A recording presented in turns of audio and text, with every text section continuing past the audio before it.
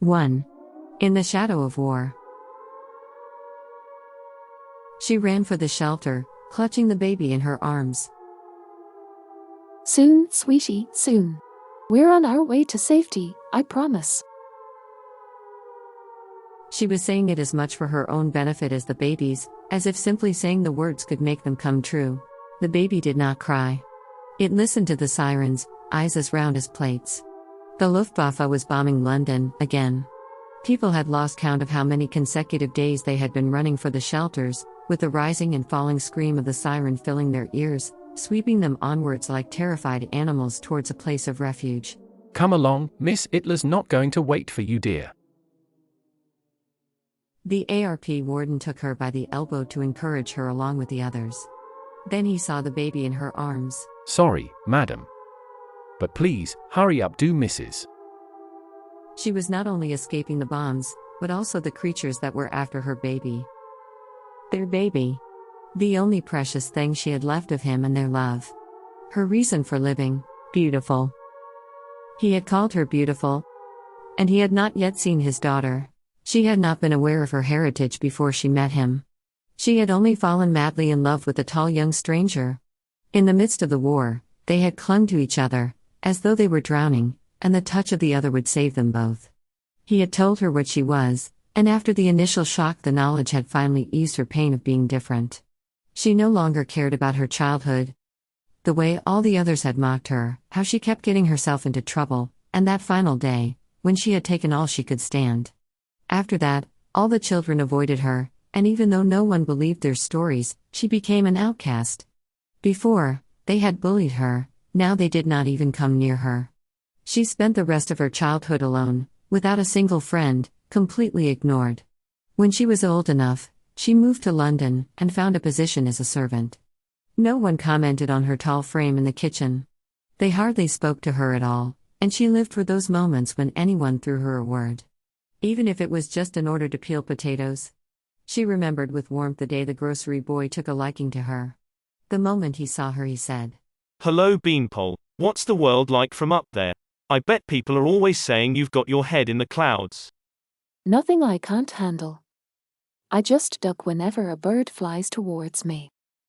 She quite surprised herself by coming smartly back with a reply that earned a delighted chuckle from the boy. "Handy for me that you're so tall. Now I don't have to knock on the door, 'cause you'll see me coming from miles off, won't ya, Beanpole?" He grinned. He was cheeky, but so cheerful and kind that she couldn't be offended.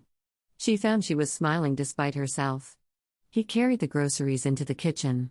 "Where do you want them then, gal? Over there?" He touched his cap, and was on his way with a wink and an appreciative lip-smacking noise. She was still smiling, when a voice cut in from behind her. "Oh, someone's got an admirer." It was one of the maids, the pretty one, who had seen the whole thing. She fluttered her lashes mockingly, with her hand on her round hips. "Fancy that, you've got yourself a follower who likes his women to look like a boy." To emphasize her meaning, the maid threw back her shoulders, so that her own rounded bosom made the boot boy's eyes pop out. After that, they called her the Beanpole, and snide remarks by the other girls about her thin frame made it clear that they thought no man would ever be interested in her. Still, most of the time they weren't too mean, just showing a sort of sly sympathy for an unfortunate young woman, who did not look as a woman should.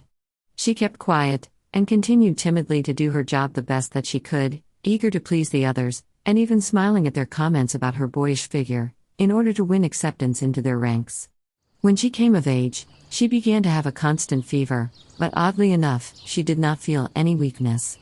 By then the war was underway, and in the midst of all the uncertainty and fear, she had met him. She saw him first, and stopped in surprise. There weren't many men, who were even taller than she was, so he stood out amongst the others. There was something else about him, something that she seemed to recognize. She was sure she had never met him before though. Good afternoon, miss. He lifted his hat to her, taking her by surprise, as she walked towards the pond in the nearby park. She liked to sit and watch the water and the ducks swimming. Sometimes she took them breadcrumbs from the kitchen, not that there was often much left these days, when every scrap of food counted. "Oh, Hello. She stammered, instantly captivated by his intense gaze. To her horror, she blushed. Her heart thumped loudly in her ears. He was tall. So tall. Just like her. And handsome. He was probably the best-looking man she had ever seen. He was just standing there, looking at her in. What was that expression? Wonder? As though he couldn't believe what he was seeing. And then his eyes began to smile, and her knees suddenly felt weak, so that she had to take a step to regain her balance. There may be a war on, but I've never known a smile knock someone off their feet. Well, not anyone as lovely as you, anyway. It took her mind a few seconds to catch up with what her ears had heard. Lovely? He had called her lovely. She peeked at him, to see if he was joking. No, his eyes looked as though he meant what he said. He apologized for his forwardness. I'm sorry.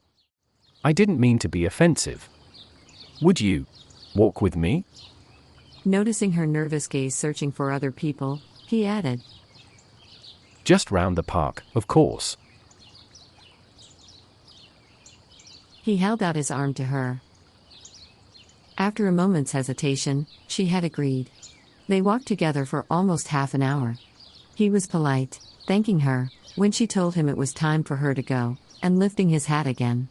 They met again the next day. And the next. And then he stole a kiss from her under an old oak tree, and her response was so fierce that her cheeks burned with shame for the entire evening. A week after she had first met him, they became lovers.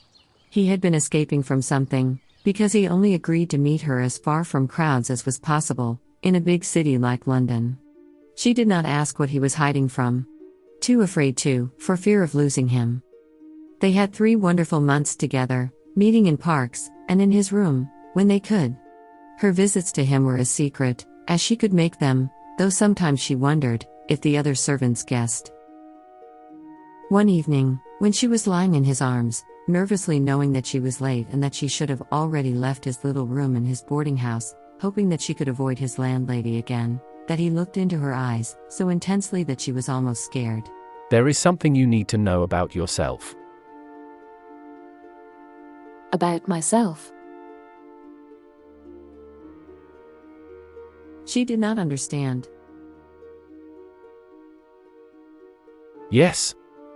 You are not who you think you are. He gently tucked a lock of her hair behind her ear and kissed her softly under her jaw in the place that made her gasp with pleasure. I'm not. Who am I, then? She smiled, trying to make a joke of it, but feeling apprehensive.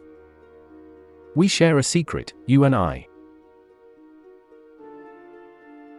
He locked eyes with her, but there was none of the usual laughter in them. Only tenderness and fear?